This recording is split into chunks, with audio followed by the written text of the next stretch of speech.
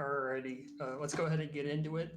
Thank you, everyone who's tuning in live. Those of you who are tuning in on the recording that Cheese Noodle is kindly providing for us.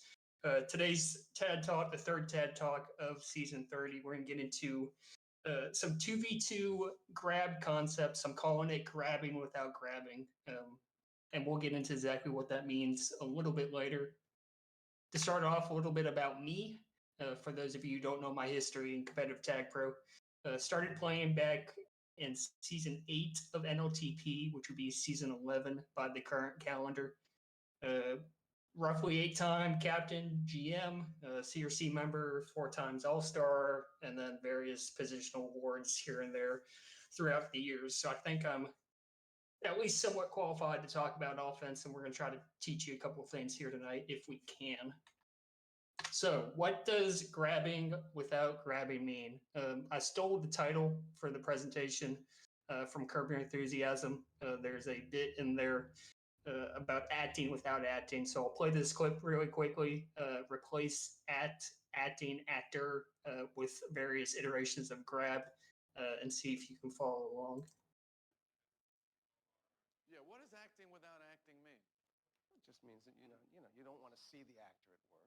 Right. You want to hide the technique. It's acting. It's doing the job. It's the craft.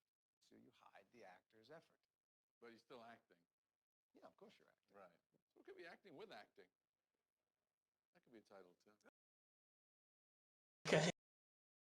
So hopefully that made some sort of sense to you. What I'm really trying to get at here is we can set up grabs with our partner based on the way that we're moving, based on the way that we're positioned, based on the way the defense is moving, based on the way the defense is positioned.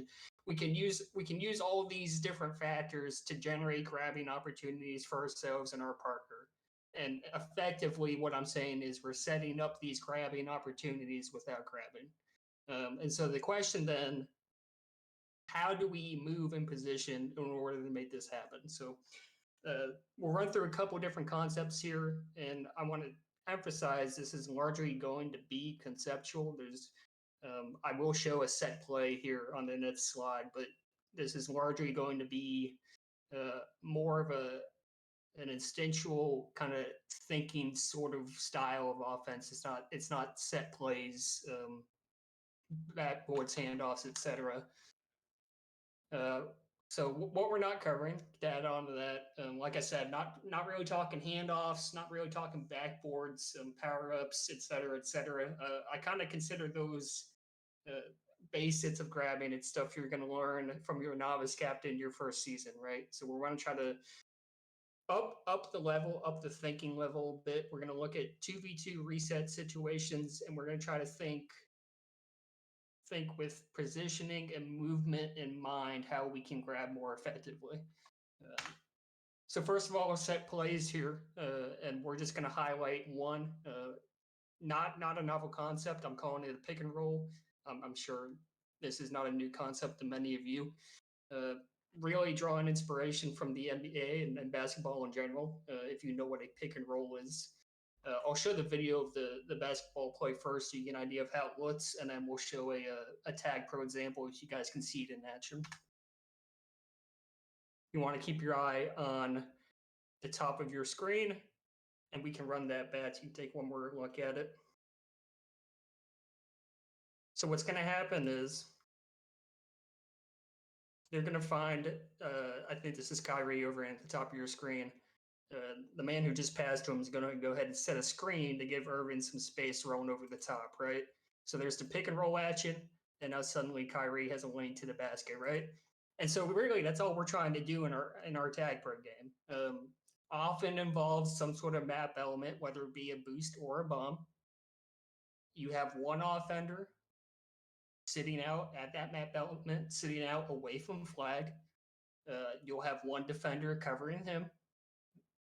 Your partner will come out to block that outstretched defender, and then the first offender can roll off into a good grab opportunity.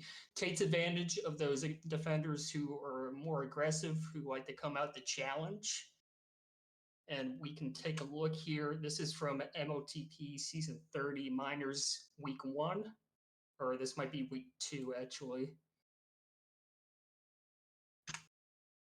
See if I can get it to play here. So we want to keep an eye on Boogie and King Cruel here, and I want to make clear this is not like flawlessly executed, right? You're gonna watch it. It's not gonna be perfect, but it doesn't have to be. And just the concept is what I'm trying to illustrate here. So we have Boogie coming out to the boost, Titan trying to cover, right? And now here comes Tag Prof on the pick and roll action. He's pushing Titan, trying to clear Boogie a lane towards flag, right? He gets the boost to spawn, they get the kill on Titan, and now suddenly Boogie, with momentum, able to challenge sevens for the flag, able to get the grab off. And again, it's not the cleanest, but again, it doesn't have to be, right? As long as we end up with the grab, we're fine. So again, great job from Tag Prof. He comes off to block Titan, and that gives Boogie the free lane to go for a grab.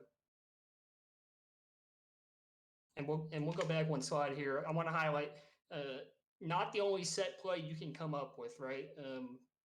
I would encourage you to work with your old partner to come up with other ideas for set plays. Some of them may be map specific.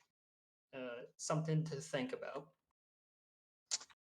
The next concept I want to cover in base blocking, and this is so huge, and it's something I think a lot of low level offenders don't really understand.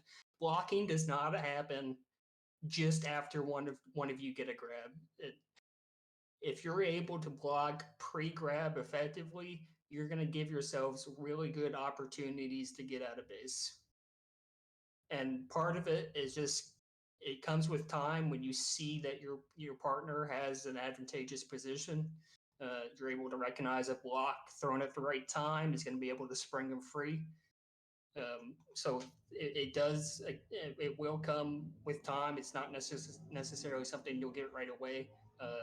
But we have an example from ASAP and the new guy from Majors this season. And you want to keep your eyes on the top right corner of the map here. So it starts off almost like a pick and roll action, right? You have ASAP being blocked by Rake. TNG sees this. He's going to push out on the Rake. Now here's the trouble. ASAP can't get by Dusk here. There's not enough room. The pick and roll action didn't free him. However, TNG has one position on Rake. And at this point, we have a grab out of base. And you don't see it yet, but at this point, we're out. And it's all because ASAP throws a really nice block to spring TNG. So let's finish it out. ASAP comes down on Dusk, and then look at TNG take advantage of the position, right? So again, he's one position on Rake here. ASAP sees Dusk drifting back, and both ASAP and TNG at this point, they know we're out of base. All ASAP has to do is throw this block. TNG's already in position on Rake to get the flag tile, and it's an easy out for them. And we'll just watch it one more time.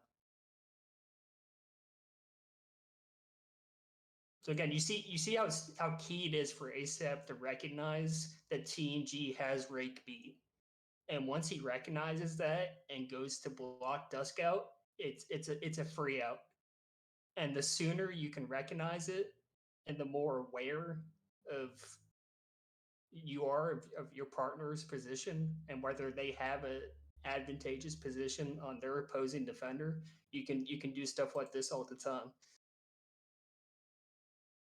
And again, I just can't emphasize enough. It's just said great recognition from ASAP to spring TNG there. One more concept I wanted to go over. I'm going to borrow another basketball term. Is kind of this idea of gravity. And what I mean by that in a tag pro context, defenders generally want to keep you in between. They want to keep themselves in between you and their flag, right? So that means you have some level of control over how your defender is positioned. Yeah. If you try to move to the right, they're probably going to move a little to the right. They cut off your path to flag, and you move a little left. They're going to try to do the same, right? So you can use this influence you have on your defender's movement to put your partner in a good position to grab. And again, we'll show the basketball example first, so you guys get an idea of what it looks like. We're going to watch Steph Curry here, number 30. He's going to try to drive to the basket, and as a result, this defender on the wing is going to go ahead and collapse on him. Here we go. Gets the action, drives, and look at this defender come in because he sees Curry driving to the basket. As soon as that happens, we're able to throw it to the corner for an easy three, right? And again, very similar in Tag Pro. I'm going to show an example from my one major season. I'm playing offense with Ball Don't Lie. And I apologize if the video is a little fuzzy. So you're going to keep an eye on me here. The defender playing on me is going to be refined. And you can see here, as I come left of flag, how I draw refined out of position to generate a grabbing lane for Ball Don't Lie. So here we go. I'm coming down. And again, look, Ball Don't Lie has position on water wheel. I've drawn refined out of position. And BDL ends up with a clean grab, right? And we'll watch it one more time. Again, I see Ball Don't Lie has position. In response, I'm drawing refined down underneath flag, and that gives Ball Don't Lie the space he needs to get a grab off. So you can again, and I know I'm repeating myself, but you can use this idea that defenders think they have to stick to you. They think they have to be in between you and flag. You can use that to your advantage and to assist your partner and get them advantages as well. Last thing we'll talk about is map elements.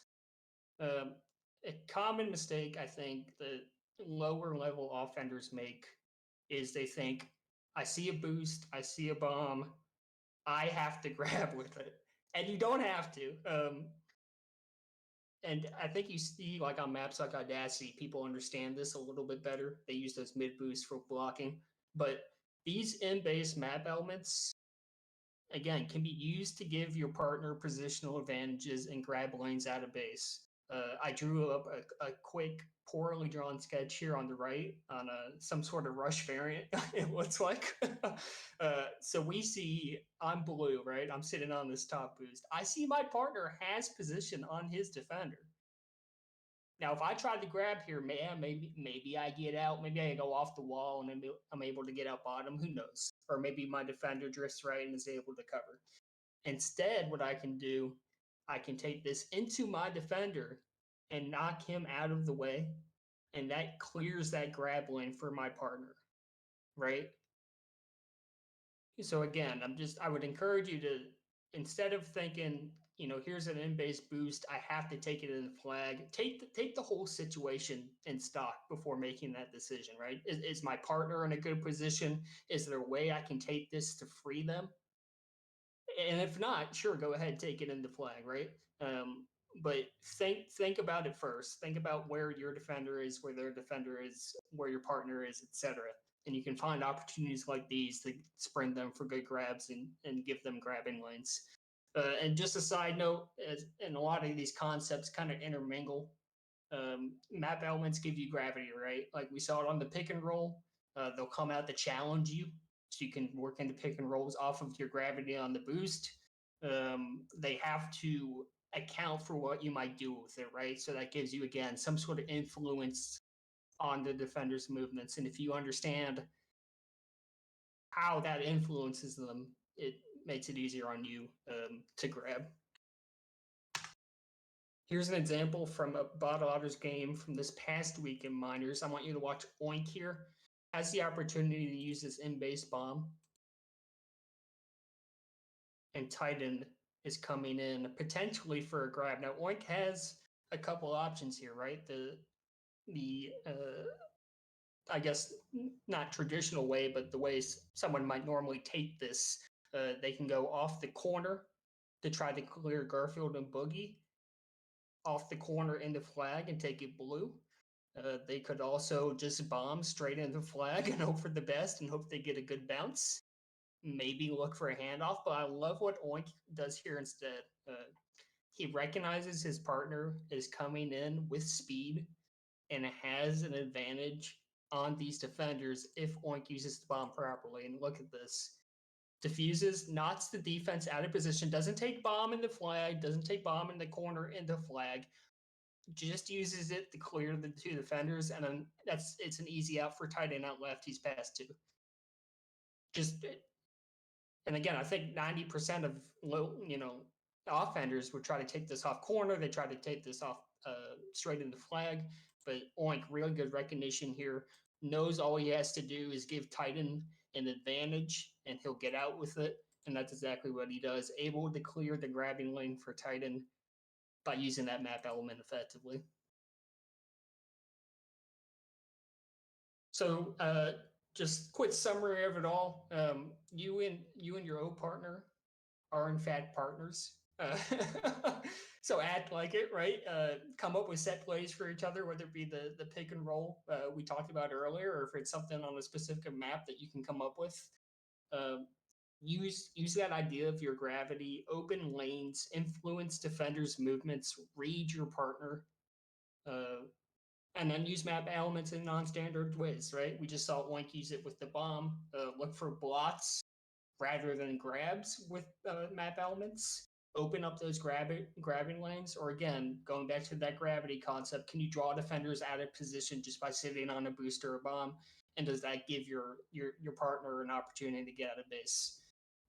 And so I would just close with when you're 2v2 reset, always think about the motions and the positions of your partner, and how can I move or not move maybe sometimes to get ourselves in an advantageous position. And that's all I had. I will take any questions if there are any.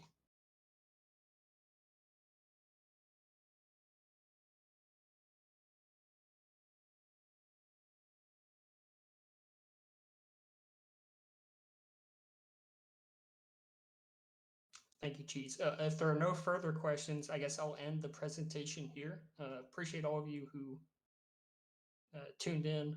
And again, if you're watching the VOD, appreciate that. Feel free to DM with any questions, or we can continue the discussion in one of the Tag Pro channels. Thanks, everyone. That was BallAnka for the recording, if you want to reach out to him.